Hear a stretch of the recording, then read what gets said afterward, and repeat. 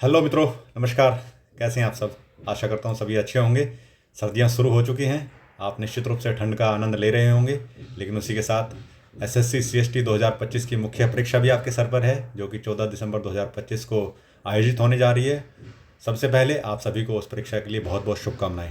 इसी के साथ और दो तीन पेपर साथ में लगे हुए हैं, जैसे डीडीए का हिंदी ट्रांसलेटर का एग्ज़ाम होना है, उसके बाद रेलवे ट्रांसलेटर की मुख्य परीक्षा होनी है। तो इस तरह से लगातार आपके ऑन द वे हैं आपके एग्ज़ाम्स। तो आपको बहुत सारी शुभकामनाएं। बहुत अच्छा मौका है आप सभी के पास अपने आप को साबित करने का और एक अच्छी सरकारी नौकरी ग्रैस्प करने का। तो आज की जो हमारी चर्चा होने जा रही है उसका विषय है tips and tricks for SSC CST mains exam 2025।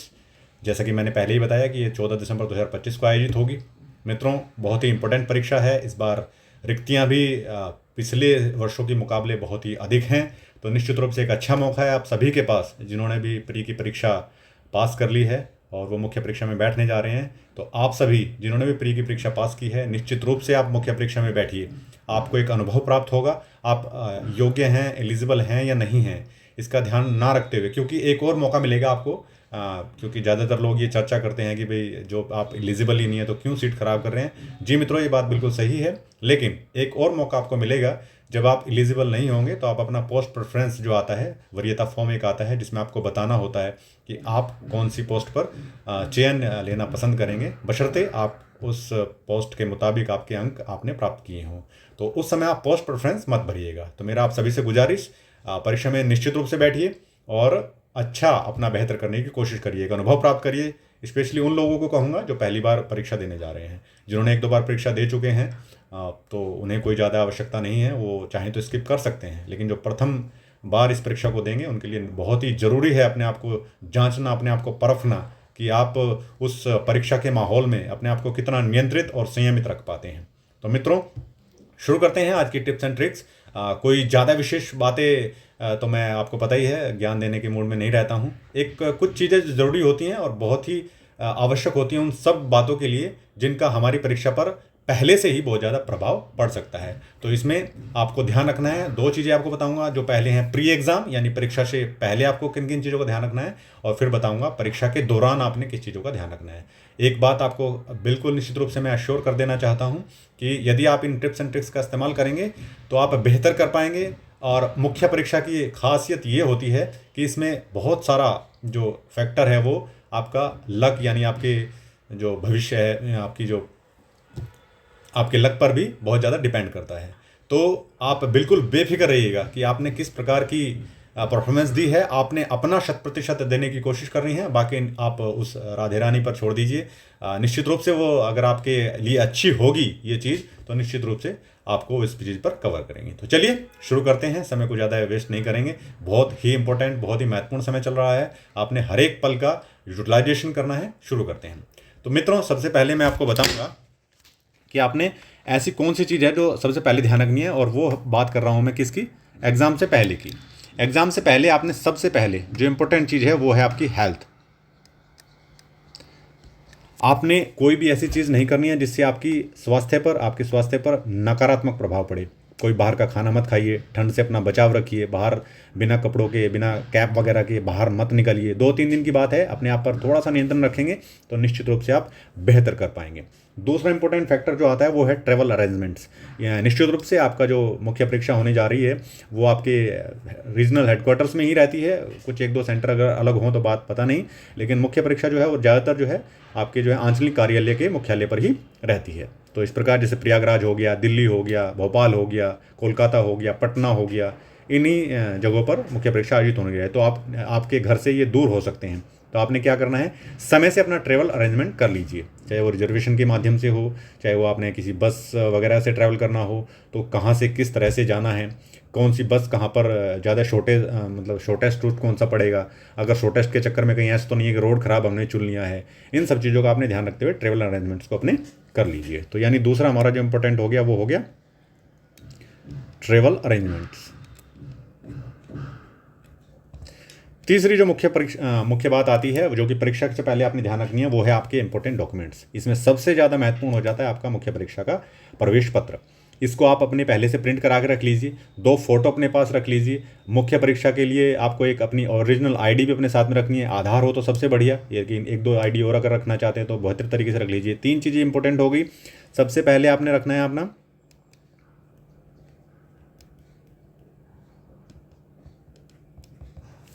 सबसे पहले आपने रख लेना है अपना मुख्य परीक्षा का प्रवेश पत्र, 2 या 3 फोटो जो कि पासपोर्ट साइज़ के होते हैं, एक ओरिजिनल आईडी, एक उस आईडी की प्रतिलिपि यानी फोटोकॉपी। तो 3 ये 4 डॉक्यूमेंट अपने साथ जरूर रख लीजिए अभी से ही अपने कहीं स्थित पर। इसके अलावा मुख्य परीक्षा में एक बात जो मुख्य रूप से सामने आ रही है, बहुत ही सारे डाउट्स आ रहे हैं, वो ये आ रही है कि हमें क्या क्या सामान ले जाने की अनुमति होगी। देखिए, जैसे ही आपका प्रवेश पत्र आ गया है उसमें आप देख भी पा रहे होंगे कि बहुत सारी चीज़ों की उसमें क्लैरिफिकेशन दे दी गई है। लेकिन एसएससी का ये हाल रहता है कि वो क्या करती है, जितने भी इंस्ट्रक्शंस हैं ना, वो चाहे सीजीएल का हो, सीएचएसएल का हो, सीएचटी का हो, फेज़ 11-12 का हो, किसी का भी हो, सबके इंस्ट्रक्शन सेम रखती है। जबकि मुख्य परीक्षा जो कि सीएचटी के लिए आयोजित होती है, इसमें थोड़े से इंस्ट्रक्शन उनको भेद रखने चाहिए। पिछली बार भी ऐसे ही हुआ था, पहले मना कर दिया कि कोई भी चीज़ घड़ी वगैरह, पेन वगैरह कुछ नहीं लेके जाएंगे, लेकिन जब बाद में उन्हें पता चला रही तो मुख्य परीक्षा सीएचटी के लेने जा रहे हैं, बिना पेन के लिखेंगे कैसे, तो फिर उन्होंने एक उसका जो है अमेंडमेंट निकाला और फिर बाद में बताया गया कि आपको घड़ी भी अलाउ है और पेन भी अलाउ है।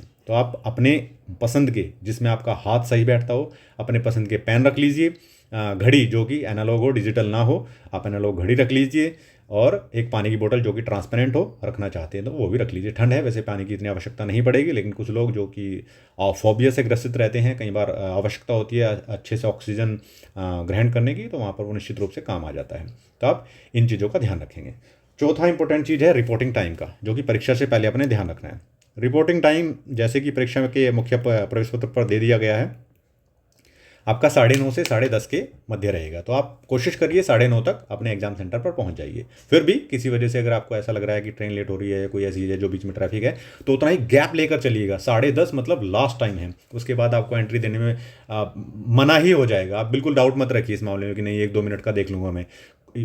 सरकारें जो होती हैं या सरकारी जो तंत्र होते हैं, उनमें इन चीज़ों का खास ध्यान रखा जाता है कि किस तरह से किसी चीज़ को नेगेटिव वे में लेके छात्रों को उस प्रकार से रोका जाए। तो आप कोशिश करिए 10:25 तक लास्ट आप अपने एग्जाम सेंटर पहुंचिए और कोशिश करिए कि 9:30 ही पहुंच जाइए। लेकिन अगर किन्हीं कारणों से आप लेट हो जा रहे हैं तो वो जो 1 घंटे का गैप है वो पहले से ही मेंटेन करके आप चलिएगा। तो ये वो चीज़ें हैं जो आपने बिफोर एग्ज़ाम आपने ध्यान रखनी है। अपनी हेल्थ का ध्यान रखिए, अपने ट्रेवल अरेंजमेंट्स पहले से कर लीजिए। इंपॉर्टेंट डॉक्यूमेंट्स जिसमें आपका मुख्य परीक्षा का प्रवेश पत्र हो गया, आधार कार्ड या ओरिजिनल आईडी कोई भी होगी, उसकी प्रतिलिपि हो गई, साथ में 2 से 3 फोटो आप अपने साथ कैरी करिए। पेन और लिखने के लिए जिस पे अगर आप हार्ड बोर्ड कुछ ले जाना चाहते हैं वो भी ले जा सकते हैं, ट्रांसपेरेंट होना चाहिए। बशर्ते आपके स्कूल में, जैसे पिछली बार प्रयागराज में बहुत ही ख़राब खस्ता हालत थी तो लिखने में बहुत ही परेशानी आई अभ्यर्थियों को, तो मैं आपसे पहले से आगाह कर देना चाहता हूँ कि आप अपना चाहें तो रफ बोर्ड जो कार्डबोर्ड होता है वो आप रख लीजिए साथ में, ट्रांसपेरेंट प्रकार का, आपको कोई परेशानी नहीं आने वाली है। पेन आप अपनी मर्जी का जिससे आप बेहतर लिख पाते हैं वो पेन आप रख लीजिए। उसके बाद सबसे ज़्यादा इंपॉर्टेंट आ जाती है वो है रिपोर्टिंग टाइम। रिपोर्टिंग टाइम आप अपने 9:30 से 10:30 के मध्य है, तो उससे पहले ही वहाँ पहुँचने की कोशिश करिए। अब आ जाते हैं किस पर, जो कि है सबसे बड़ी लड़ाई, यानी परीक्षा के दौरान आपने किन किन चीज़ों का ध्यान रखना है। इसके बारे में विस्तार से चर्चा करेंगे दोस्तों।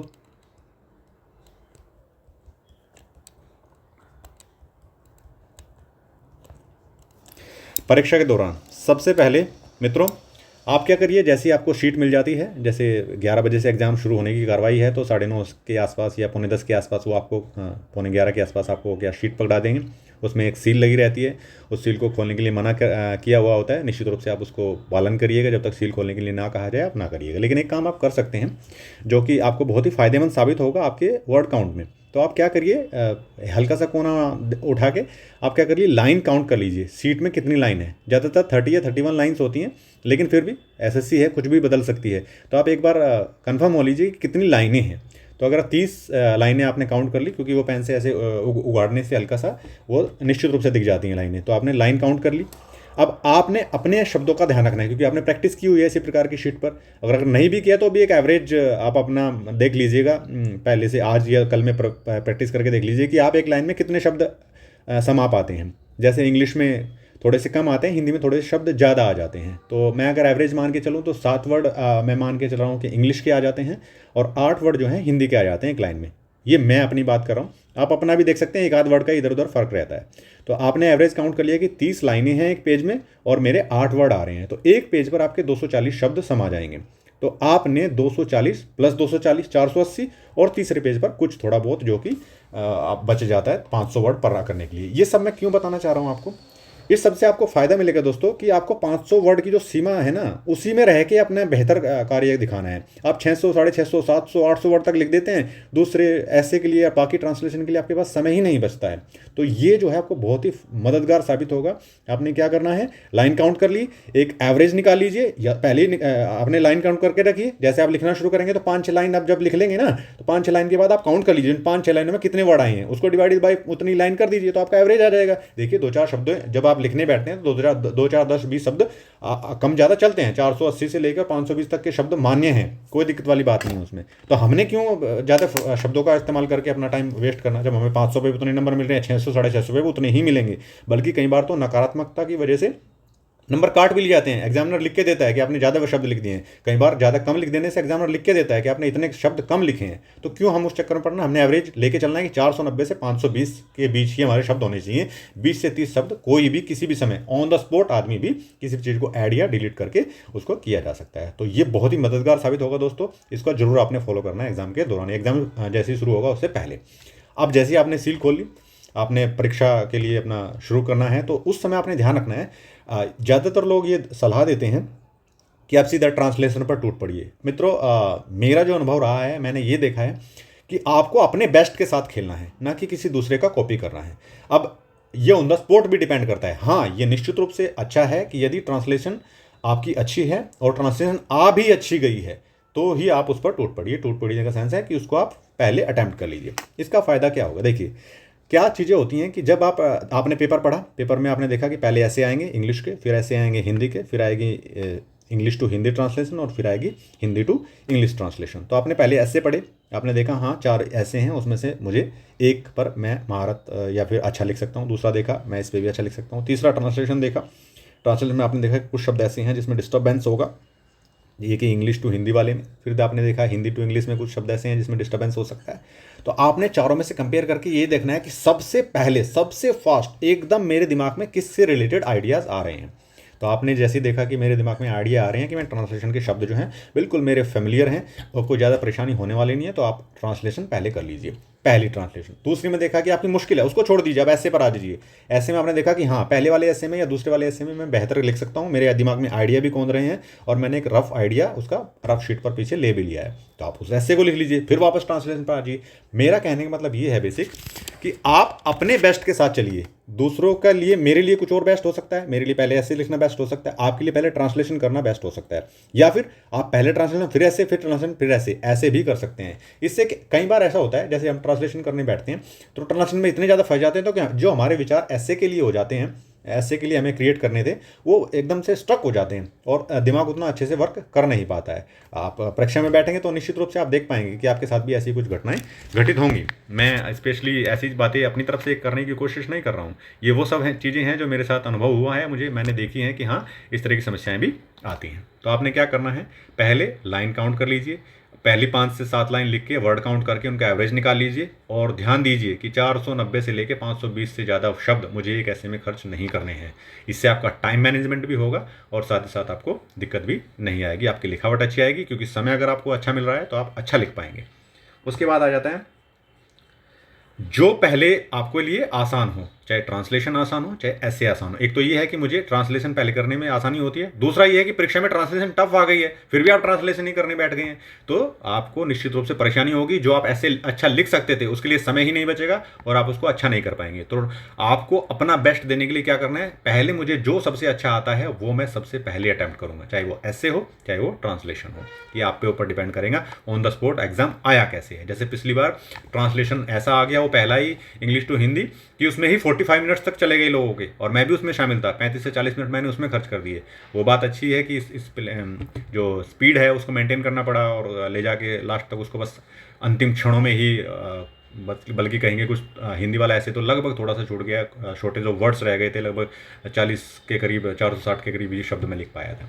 तो इस तरह से आपने उस चीज़ का ध्यान रखना है कि मेरा टाइम मैनेजमेंट होगा तो ही मैं अच्छा बेहतर कर पाऊंगा, मेरे दिमाग में विचार आएंगे, नहीं तो जो समय का प्रेशर है वो आपको इतना पजल कर देगा कि आप निश्चित रूप से परेशान हो जाएंगे। तो आपने इस चीज़ का ध्यान रखना है। एक और चीज़ का ध्यान रखना है, वो है ज़्यादा नहीं, सटीक लिखना है।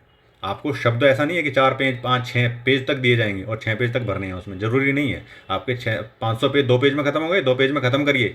आपको इतनी ज़्यादा वो नहीं होनी चाहिए कि आप वो है, आप चाहे तो आइडिया दे के अप्रोक्सीमेटली लिख के वर्ड काउंट को काउंट करा सकते हैं एग्जामिनर को कि मैंने भाई मेरे एक वर्ड पेज पे इतने वर्ड आते हैं और एग्ज़ाम राइट में लिख के छोड़ दीजिए, ऐसे करके कि 504 या 520 अप्रोक्स, क्योंकि आपने एवरेज निकाला है, उस हिसाब से आपने इस तरह से लिख के आप छोड़ सकते हैं। तो आपने ज़्यादा नहीं लिखना, सटीक लिखना है।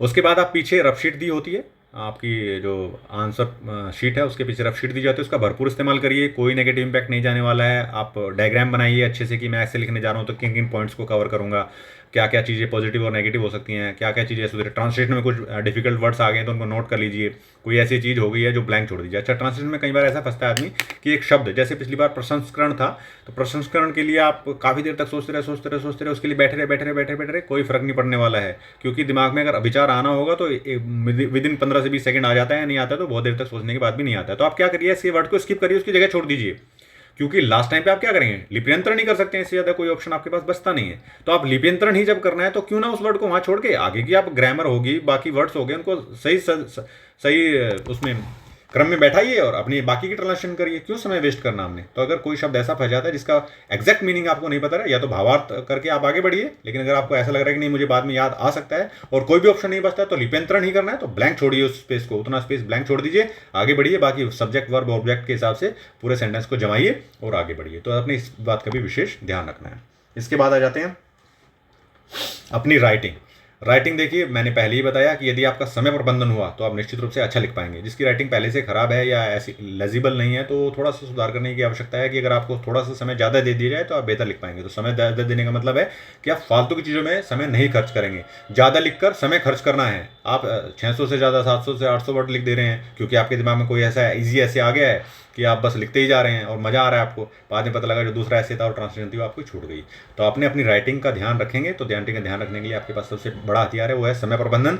यदि आपने समय बांट लीजिए कि मुझे 45 से 50 मिनट के आसपास अपनी ट्रांसलेशन यदि मैं पहले कर रहा हूँ तो उसको फिनिश कर देना है। इसके विपरीत यदि मैं ऐसे पहले अटैम्प्ट कर रहा हूँ तो 1 घंटे से पहले या 1 घंटे तक ही मुझे अपने दोनों ऐसे अटैम्प्ट कर लेने हैं, ताकि मेरे पास पर्याप्त समय बचे बाकी दो चीज़ों को करने का। दोनों में चुनना कैसे है पहले, वो मैंने पहले बता दिया आपको। एक तो होती है पहले होते हुए प्री एजम्पशन, क्या करना है कि मैं ट्रांसलेशन अटैम्प्ट करूँगा, क्योंकि उससे क्या होता है कि 100 नंबर का जो है ट्रांसलेशन आती है, 100 नंबर के ऐसे आते हैं, तो मैं 40 से 45 मिनट में उसको निपटा सकता हूँ, 50 मिनट तक मैक्सिमम निपटा सकता हूँ। तो अगर आपने 50 मिनट में आधा नंबर निपटा लिए हैं तो आपके मन में कॉन्फिडेंस बिल्ड होता है कि हाँ मैं अब 1 घंटा 10 मिनट में अच्छे से लिख पाऊंगा। लेकिन पता लगा पिछली बार की तरह ट्रांसलेशन ऐसी आ गई है जिस पर आप 1 घंटा 10 मिनट तक वेस्ट कर दे रहे हैं, फिर भी सही एग्जैक्ट नहीं बन पा रही है, तो आपके पास जो ऐसे लिखने का बढ़िया मौका था वो आपने गंवा दिया है। तो आपने एक तो प्री एजम्पशन लेके चलना है कि यदि मेरे पाले में सब कुछ आया तो मैं ट्रांसलेशन अटैम्प्ट करूंगा, यदि मेरे पाले से थोड़ी सी भी बाहर गेंद गई तो मैं क्या करूंगा, देखूंगा कि मैं पहले किस चीज़ को अटैम्प्ट कर सकता हूँ, किस चीज़ में मैं बेहतर कर सकता हूँ, उसी को ही पहले अटैम्प्ट करूंगा और वो भी अच्छी राइटिंग में अटैम्प्ट करूंगा। फर्स्ट इंप्रेशन देखिए बहुत ही अच्छा आता है, उसके बाद आप इन चीज़ों का ख्याल रख के निश्चित रूप से बेहतर मैनेजमेंट कर पाएंगे। तो ये थी वो मुख्य बातें जो आपने अगर SSC CST 2025 की मुख्य परीक्षा के दौरान ध्यान रखी तो आप निश्चित रूप से इतना बेहतर कर पाएंगे, इतना बेहतर समय प्रबंधन कर पाएंगे और आप एक अपनी सीट जो है पक्की कर पाएंगे। मुझे आशा ही नहीं पूर्ण विश्वास है कि जितने लोग भी इस परीक्षा में बैठने जा रहे हैं वो अपना बेहतर देंगे। मैंने जितने भी ग्रुपों से मैं जुड़ा हुआ हूँ पिछले 2-3 महीने से ये प्रयास किया है कि आपको निश्चित रूप से एटलीस्ट अनुवाद का जो अनुभव है वो कराया जाए, अनुवाद की जो प्रैक्टिस है, अभ्यास है, उसका जो है अभ्यास कराया जाए। तो पूरी कोशिश की है सभी ग्रुपों से जितने से मैं जुड़ा हुआ हूँ। मित्रों, एक अच्छी अपॉर्चुनिटी है, इसको जाने नहीं देना है। अपना ध्यान रखते हुए, अपनी सेहत का ध्यान रखते हुए मुख्य परीक्षा में आपने बैठना है और अपना 100% देना है। इसके अलावा आप अब जैसे ही ये परीक्षा खत्म होगी तो DDA एग्ज़ाम लगा हुआ है, उसके बाद RRB GST की मुख्य परीक्षा होनी है। इन सभी के लिए भी मैं अपने जितने भी ग्रुपों से जुड़ा हुआ हूँ उन सभी में अपने संबंधित जो अनुवाद अभ्यास है मैं भेजता रहता हूँ। बाकी अगर प्रैक्टिस की बात करें मैं उसका मॉडल आंसर भी देता हूँ। इसके पीछे भी कुछ लोग सोर्स में से पर्सनल मैसेज करते रहते हैं कि इसका सोर्स बता दीजिए। देखिए सोर्स मैं बहुत सारे सोर्सेज यूज़ करता हूँ, बहुत सारे, जिसमें इंटरनेट भी एक सबसे बड़ा सोर्स है। इंटरनेट का इस्तेमाल कर सकते हैं आप। मेरे पास कुछ PIQs हैं, बहुत सारी परीक्षाएं मैंने दी हैं, तो उन परीक्षाओं के जो अनुवाद अभ्यास आते हैं या अनुवाद अनुच्छेद आए हुए थे उन सबको मैंने इकट्ठा कर रखा है, तो वो बीच बीच में एडिट करता रहता हूँ। उसके बाद इंटरनेट की सहायता लेता रहता हूँ। कुछ बुक्स मेरे पास हैं, लाइब्रेरी जाता हूँ तो वहाँ से मुझे जो भी अखबार पढ़ता हूँ, तो वहाँ से जो भी मुझे अच्छा अनुच्छेद लगता है मैं उसको फ़ोटो ले लेता हूँ और उसी फ़ोटो को फिर मैं टेक्स्ट में कन्वर्ट करके आप लोगों के समक्ष प्रस्तुत कर देता हूँ, ताकि आप अच्छे से अच्छा अनुवाद अभ्यास कर पाएँ। अब बाकी के जो 2 दिन बचे हैं उनके लिए भी 2-3 चीज़ें मैं आपको बता देता हूँ। देखिए, अब कोई भी मॉक वगैरह लगाने की इन सब चीज़ों की आवश्यकता नहीं है। अब आपने 2 दिन जो है जितनी भी ट्रांसलेशन मैंने भेजी हैं या आपने अपने स्तर पर तैयारी की हैं उन सभी को क्या कर लीजिए, रिवाइज कर लीजिए। उनके जो शब्द आए थे डिफ़िकल्ट वर्ड्स मैंने हाईलाइट करके भी भेजे हुए हैं, उनको रिवाइज करिए, उनको लगातार अपने दिमाग में से घुमाते रहिए। उसके बाद आप ऐसे के कुछ फैक्ट्स हैं उनको याद करने की कोशिश करिए। उसके जो कनेक्टिविटी बनेगी, जो फ्लो बनेगा ऐसे का, वो किस तरह से बनाऊंगा। यदि मुझे इंट्रोडक्शन में क्या क्या चीज़ें मेंशन कर सकता हूँ, बॉडी में क्या क्या चीज़ें मेंशन कर सकता हूँ, उसके बाद कंक्लूजन किस तरह से करना है। इंट्रोडक्शन और कंक्लूजन के लिए मैक्सिमम आप 100 वर्ड रखिए बस, और उसके बाद 400 वर्ड अपनी बॉडी में दीजिए। उसके बाद 100 से 125 वर्ड तक भी जाते हैं तो कोई दिक्कत नहीं है इंट्रोडक्शन और कंक्लूजन को मिला के। तो इन सब चीज़ों का ध्यान रखेंगे तो निश्चित रूप से बेहतर कर पाएंगे। मित्रों, अगर इस वीडियो से आपको किसी भी प्रकार की सहायता मिलती है, आपको लगा कि हाँ मैंने कुछ ऐसी चीज़ें बताई हैं जिनका पालन करने से आपका जो हित है वो हो सकता है, तो मुझे कमेंट के माध्यम से बता सकते हैं। इसके अलावा जो लोग आगामी परीक्षाओं की तैयारी करना चाह रहे हैं तो वो इस चैनल से जुड़ सकते हैं। मैं अनुवाद अभ्यास की भी कोशिश करूँगा कि जल्दी ही शुरुआत कर दूँ। जो मॉडल ट्रांसलेटर मैं भेजता हूँ उनको किस तरह से कनेक्ट करके आप सेंटेंस को फ्रेम कर पाते हैं और ऐसे लिखने में क्या क्या चीज़ों का ध्यान रखना होता है, इन सब की तैयारी हम जो यूट्यूब के माध्यम से कोशिश कर रहे हैं कि शुरू करी जाए। तो जितना समय मिलेगा मित्रों मैं कोशिश करूँगा। बाकी आप सभी का इतनी अपने इम्पोर्टेंट समय में से समय निकाल कर इस वीडियो को पूरा देखने के लिए मैं हार्दिक आभारी हूँ। और अगर आप चैनल पर नए हैं और पहली बार ये वीडियो इस प्रकार की वीडियो देख रहे हैं, आगे भी इस प्रकार का ज्ञान अर्जन करना चाहते हैं, तो आप इस चैनल को सब्सक्राइब कर सकते हैं, वीडियो को लाइक शेयर कर सकते हैं बाकी अपने दोस्तों के साथ जो इस तरह की आगामी प्रतियोगी परीक्षाओं में बैठना चाह रहे हैं। मित्रों, आप सभी का बहुत बहुत धन्यवाद। Thank you. जय हिंद।